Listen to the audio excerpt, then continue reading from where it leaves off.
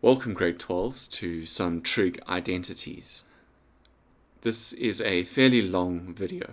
I encourage you to use the timestamps in the description below to take you to some of the questions that are of interest to you or to return back to it later on. Alright, let's get started. So remember, with identities we are required to prove that these two are algebraically equivalent. So let's look at which side here is possibly more complicated that we can algebraically simplify. We've been doing lots of algebraic simplification since grade 9. So let's look at this left-hand side. Okay, in grade 12 we immediately notice that we've got a sine double angle. And with our sine double angle we can only go in one way. We can go 2 sine alpha cos alpha. In our denominator, we're going back to our grade 11 identity, which is to say that 1 minus sine squared alpha is the same as cos squared alpha. That's your Pythagorean identity, but written in terms of sine squared, or in this case cos squared. So in our denominator, we can replace the 1 minus sine squared with cos squared. Now, if we look algebraically, what we've got here, we've got 2kp over, and if this is k and that's p, we've got a p squared here. Algebraically, one of those p's is going to cancel with one of those p's, and we're left with just 2k over 1p. So here we're going to cancel one cos alpha with another cos alpha at the bottom, and we're left with 2 sine alpha over cos alpha. All we've been doing here is just simplifying. And now we look at that right hand side and go, well, wait a minute, sine of alpha over cos of alpha, that's my tan of alpha. And so therefore we can write this as 2 tan alpha, which is what our right hand side was given as. Right, question 6. Again, we notice that the left hand side has a little bit more going on, and that right hand side is just tan of a, which we can write as sine a over cos a, but let's see if we can get this left hand side to being tan of a. So we've got 1 minus the cos of 2a. Now with our cos double angles, we realize that we can go in 3 ways. So before we decide on which one of those to choose, let's go and look what happens in our denominator. With our sine double angle, we can only go 2 sine a cos of a. Right, now we need to decide which of our cos double angle identities would be the best to choose. And if we think about trying to get to that right hand side of tan of a, well, I need to be left with this cos of a. At the top here, therefore, I want to try and cancel the sine of a. I don't have any sines in my numerator. I've got coses. So my thinking is that we can choose the identity 1 minus 2 sine squared a, in the hopes that one of these is going to cancel with one of those. Well, look at what happens in our numerator now. In our numerator, we've got 1 minus 1, which is going to be 0, and then we're going to be subtracting negative 2, so we've got positive 2 sine squared a. Well, if we look at what happens here, we've got sine squared a over sine of a. Well, algebraically, that's going to leave me with just a sine of a on top. 2 over 2, well, that's a 1. And then the cos of a is left. So here we are left with the tan of a. Alright, let's look at something a little bit more juicy here. Again, on the left-hand side, we can see that there's quite a few terms there. We can do quite a bit of algebra to try and simplify it. That right-hand side, again, looks very simplified. We could choose different cos double angles, but we realize if we can get our left-hand side to one of the cos double angles, well, then that's going to be equal to the cos of 2x. So let's look at our left-hand side. We notice in the numerator we've got 2 terms, and the denominator we've got 2 terms, but there's no common factors between cos of x tan x sin x and cos of x tan x sin x. So a very good idea, because of all our identities that we have, is with tan of x we can write tan of x as the sine of x over cos of x on both of them. And to remind myself that when I multiply by sine of x, I'm multiplying by the sine of x over 1. In other words, that's going to be in the numerator. In my denominator, again, I'm going to remind myself that I'm multiplying by sine of x over 1.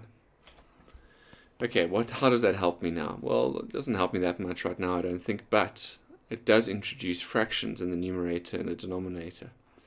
And if we want to subtract, or in the case of the denominator, add the fractions, then it might be a good idea to choose an LCD.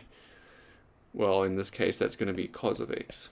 So we want both terms to be cos of x on the numerator, and the denominator as well, we're going to write both terms over the cos of x.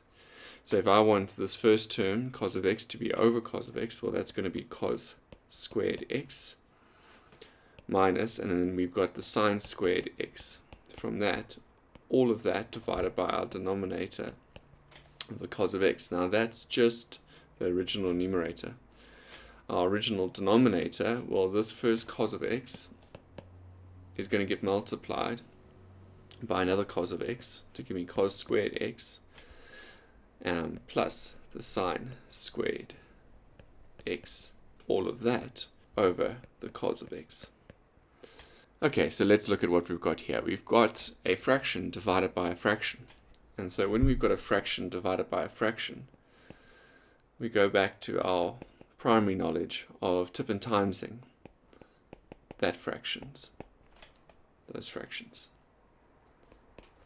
So we've got the cos squared x minus sine squared x. Then we're going to multiply it, and we're going to take the reciprocal of this fraction. So we've got the cos of x in the numerator, and the denominator we've got cos squared x plus sine squared x.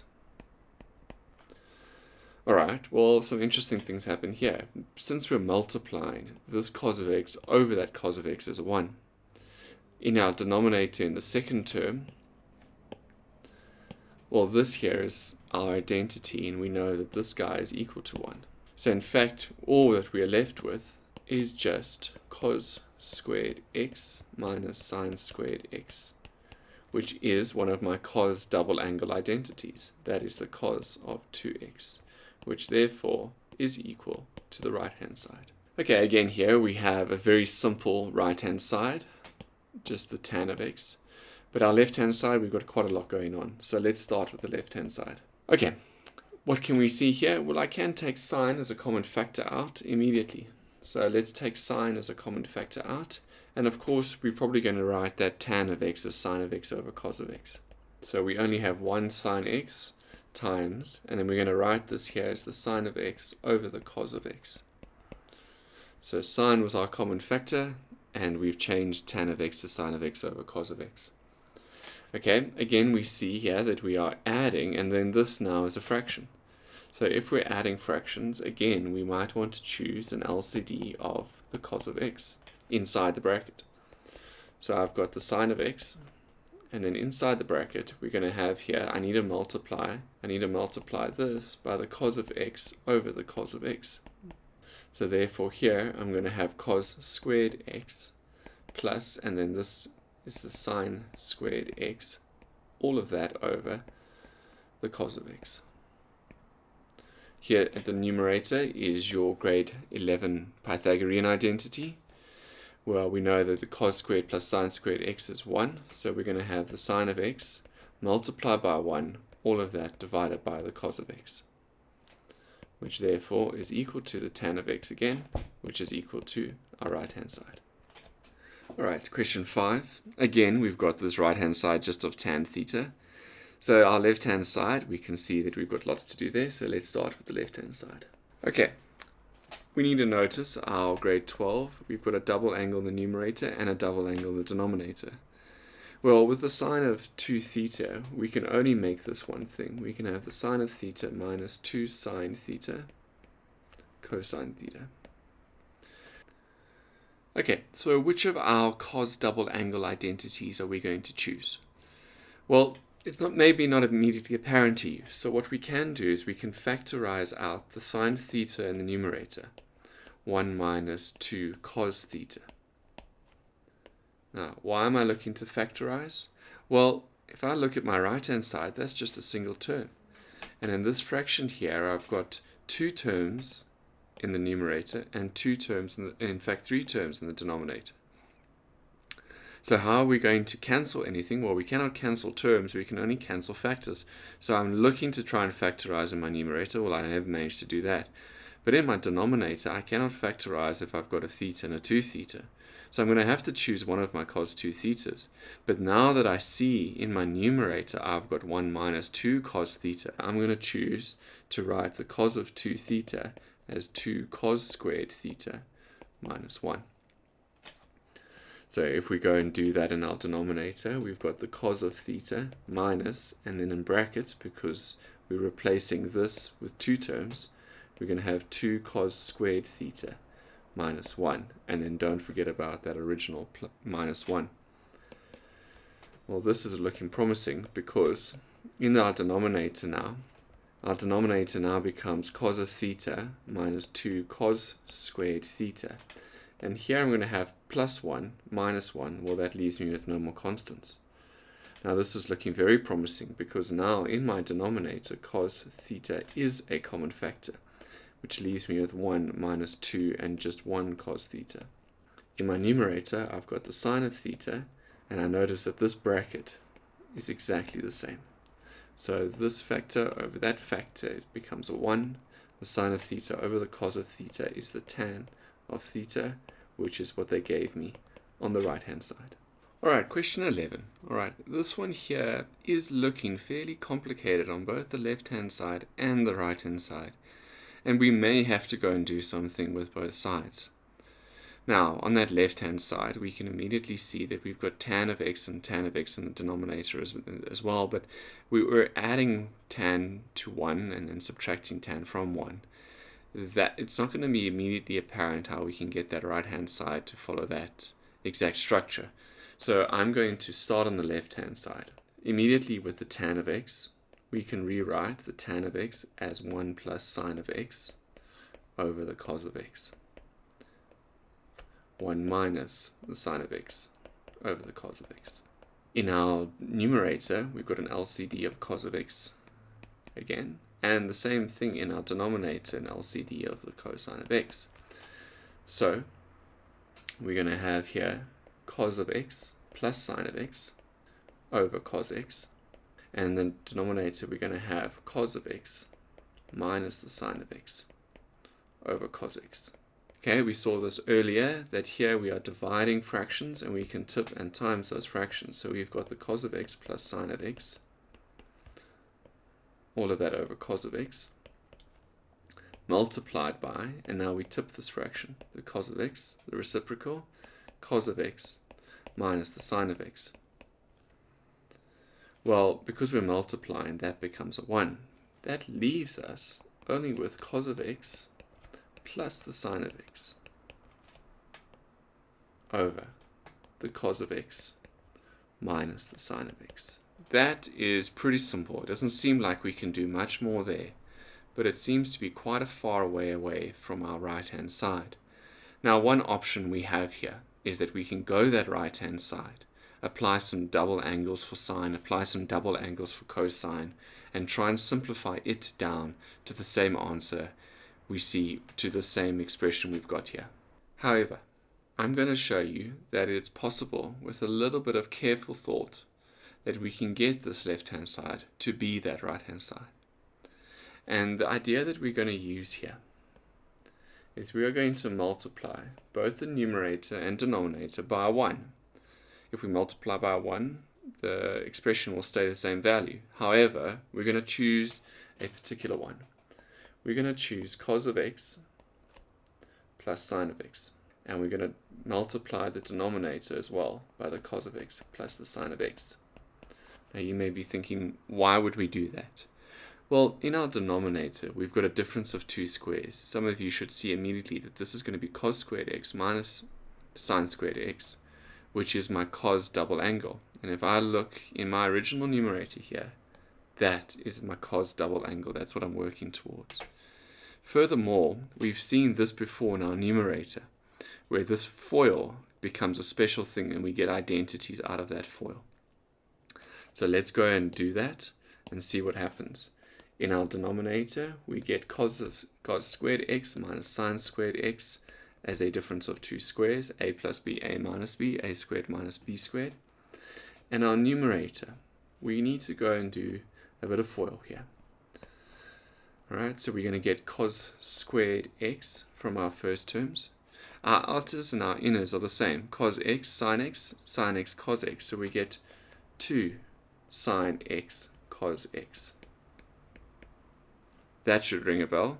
And our final term is the sine squared of x. Well, if we notice something here, I've got cos squared x plus sine squared x. That's 1. And here in my other term here is 2 sin x cos x. Well, that's my sine double angle.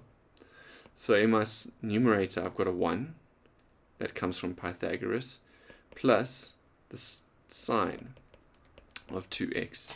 And my denominator, I have got the cos of 2x, my cos double angle identity. And if we look, that is exactly what they asked us for in that numerator. So therefore, we've reached the right-hand side. If you look on the Google Drive memo, there is the version where we go and simplify the right-hand side to be the same thing. But I thought I would show you the thinking to do this here, just to get straight to the right-hand side. Let's look at this one here. The sine of 4x, well, that looks pretty simplified. That right-hand side looks more complicated. And your first thought might be, well, let's start on the complicated side and try and simplify it down to the sine of 4x. But working backwards from double angles, from the single angles back to the double angles is going to be quite difficult. And on this one here, you would want to try and expand this left-hand side in terms of the sine double angle. This left-hand side is going to be the sine of 2 times 2x. So if we go and apply our sine double angle, we get 2 sine of 2x times the cos of 2x. So what do we notice now? We've got the sine of 2x and the cos of 2x. Well, the sine of 2x can only go in one way. So this then becomes 2 sine x cos x. But my cos of 2x, that can go in one of 3 ways. So now I want to go and look at that right-hand side. And the thing on the right-hand side that jumps out to me is the fact that I've got a sine cubed up there. That tells me that I probably should try and use the cos double angle 1 minus 2 sine squared x. So if we go and use that double angle here, we're going to multiply this by 1 minus 2 sine squared x. Algebraically, let's look at what's happening here. We've got one term here in the front, 4 sine x cos x. We need to multiply that term by 1 and then that term by the second term. So if we take 4 sine x cos x times 1, we get 4 sine x cos x.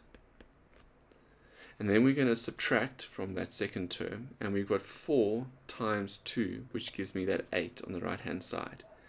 A sine of x times sine squared x is sine cubed x times the cos of x, which there on that right-hand side is exactly what they've given us. Okay, let's look at a similar idea, but with cosine. And again, with our cos of 4x, we're going to expand that left-hand side as the cos of 2 times 2x. So if we look at this left-hand side, we have to try and decide which of my cos double angles is going to be helpful. And if we notice on this right-hand side, I've got cos to the 4 and a cos squared and no sine squareds. So that's strongly indicating that we need to use 2 cos squared x minus 1. So if we apply that identity here, being very careful that our angle is actually 2x right now. Okay, so if we apply this identity, we get 2 cos squared of 2x minus 1. Now we have to be very careful here. We do not have double angle identities for squared functions. We must go and look that this is 2 times cos of 2x times cos of 2x minus 1. And again, we're going to go and choose the same identity for the same reasons of looking on that right-hand side. I'm going to end up with cos to the 4 and cos squared. So I'm going to replace this identity with 2 cos squared x minus 1.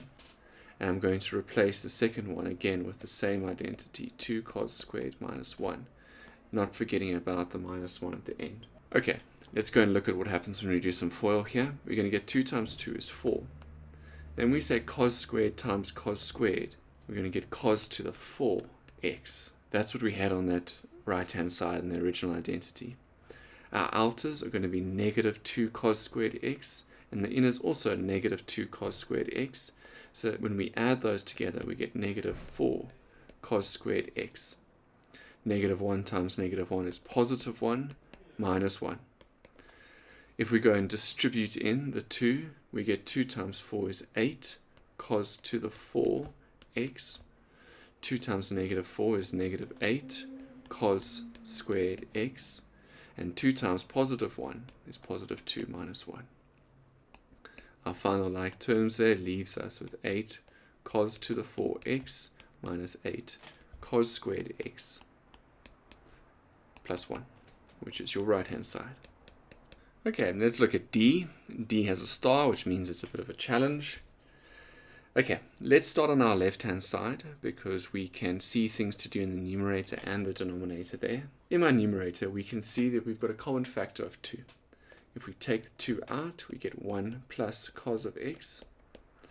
In our denominator, we're going to use our sine double angle to write that as 2 sine x cos x. Well, the 2 over the 2, that cancels, and that leaves us with 1 plus cos x over sine x cos x. Now, how is that going to get us to that right-hand side there? Now, this one here, we're going to have to be a little bit brave. We're going to go, we looked at a similar idea earlier on, of multiplying here by the opposite sign here to create a difference of 2 squares. So we're going to multiply by 1 minus cos of x over 1 minus cos of x. What's guiding me towards this also is that if you look at that original denominator, we had a 1 minus cos x there. So we're hoping that actually we might be able to cancel both sine x and cos x with something up at the numerator. And if we create a difference of 2 squares in the numerator, well then we've got a lot of squared identities that come along with that. In my numerator, therefore, we're going to have 1 minus cos squared x. And in our denominator, we get the sine of x, cos of x, times 1 minus cos x. I'm not going to go and distribute this in because I'm actually hoping to be left with 1 minus cos x. If we look at our numerator, we've got our grade 11 identity, 1 minus cos squared. Well, that can be written as the sine squared of x over the sine of x times the cos of x times that denominator of 1 minus cos of x. Sine squared x over sine of x leaves me with just the sine of x divided by the cos of x times 1 minus cos x. And this sine x over cos x, well, that's my tan of x over 1. So that goes up to the numerator. And I'm multiplying that by 1 over 1 minus cos x. That is my right-hand side. I know this step here might seem a little, where did that come from? And that came from looking at that 1 minus cos of x in the denominator and realizing if I multiply by 1 minus cos x over 1 minus cos x, I get a difference of squares. These ideas come up again and again and again if we're practicing these enough. Okay, with question 2, let's start off on the left-hand side because it looks like there's quite a bit that we can simplify there. So the sine of 2 theta is 2 sine theta cos theta. And in my denominator, I've got 2 sine theta plus cos of 2 theta minus 1. Again, we notice that this is a double angle, but it's not immediately clear exactly which of my double angles I'm going to choose. Well, in this one, I'm going to choose the 1 minus 2 sine squared theta. So if we replace cos of 2 theta with 1 minus 2 sine squared theta minus that 1. Let's look at what happens in our denominator. We get the 2 sine theta plus 1 minus 2 sine squared theta minus 1. Well, again we see plus 1, minus 1, those cancel. And so in fact, in choosing this here, we're left with just sine of theta, which will be a common factor. So in our denominator, we can in fact take out 2 sine theta as a common factor. That leaves me with 1, because 2 sine theta divided by 2 sine theta will be 1, minus 2 divided by 2 is just a 1, and just a sine theta. Okay, well, 1 sine theta can cancel with that, and the 2 over the 2, well, that becomes 1. So now I've got cos of theta over 1 minus the sine of theta. If we look at our right-hand side, that does not look the same as our right-hand side. And it is not immediately clear exactly in how we could get our denominator, 1 minus the sine of theta, to be the same as the cos of theta, and how we can get our numerator, cos of theta, to be 1 plus sine theta. So let's go and look at this right-hand side. Again, we're going to employ that idea of a difference of squares, that if I multiply the numerator by 1 minus sine theta over 1 minus sine theta, that's my 1. But in that numerator, I get a difference of squares. I get 1 minus sine squared theta. And in my denominator, I get just the cos of theta, 1 minus sine theta. So that numerator becomes cos squared theta over my cos of theta, 1 minus sine theta. This then simplifies to being that cos of theta over 1 minus the sine of theta. Therefore, we've got both sides to an equivalent expression. We can conclude that the left-hand side and the right-hand side are algebraically similar. If you wanted to get the left-hand side to be purely this right-hand side, you would have had to go here and multiplied this side by cos of theta over cos of theta. That takes you to this step, and then you can then reverse these steps, and you would get to that right-hand side. But that is not immediately apparent to me as why we would want to do that. So I went and worked with the right-hand side as well. Alright, our final one for today. And we've got the square root on the left-hand side. Now, how can we work with the square root on the left-hand side? The one thing that we cannot do, we cannot go and square both sides. This is not an equation. And if we go and square this right-hand side, we're going to introduce a huge amount of complexity with cos squared 2 alphas. We saw what happened with that, and sine squared 2 alphas, and FOIL and everything. The idea that's going to drive much of what we're going to do now is that the square root of a perfect square, well, those two are inverse operations of each other. So if I look on this left-hand side, how can I get squares in the numerator and the denominator? And we've seen this idea of multiplying by very particular ones over and over and over again here. And the one that I'm going to choose to multiply here by is 1 plus sine alpha over 1 plus sine alpha. Why am I choosing to do that one? Well, in my denominator, I'm going to get a difference of squares. I'm going to get 1 minus the sine squared of alpha. And in my numerator, I'm going to get a perfect square. I'm going to get 1 plus sine alpha squared. So I know my numerator is just going to be 1 plus sine alpha. My denominator is going to be cos squared alpha. So if I take the square root of both of those terms, we're left with 1 plus sine alpha over the square root of cos squared would be cos of alpha. That's its algebraically simplified form. That right-hand side is not algebraically simplified at all. And so instead of trying to work backwards to try and get to that right-hand side, I'm noticing that I can do a lot of simplification on this right-hand side. Okay, let's go and do the numerator first, because with our sine double angle, we've only got one option. Now, bearing in mind what we're working towards, we have to decide here, well, which of my cos double angles might be helpful to me. And if I look at what I'm simplifying, I'm trying to work down towards this here. I notice in the denominator I've got a 1 plus sine alpha. Well, I can notice that if in my numerator, I'm going to get a 1 plus sine alpha if I take 2 cos alpha out as a common factor. I'm left with 1 plus sine alpha. So the question then becomes, well, how would I be left with only a cos of alpha in my denominator? Well, I obviously would need to here be able to have cos squared alpha in my denominator here. So therefore here, because of that, I am choosing 2 cos squared alpha minus 1. And then if I add that 1, again, those cancel. So we can see now that because I've factorized 2 over 2 is a 1, the cos of alpha on the numerator is going to cancel with one of those cos alphas and leave me with just cos alpha.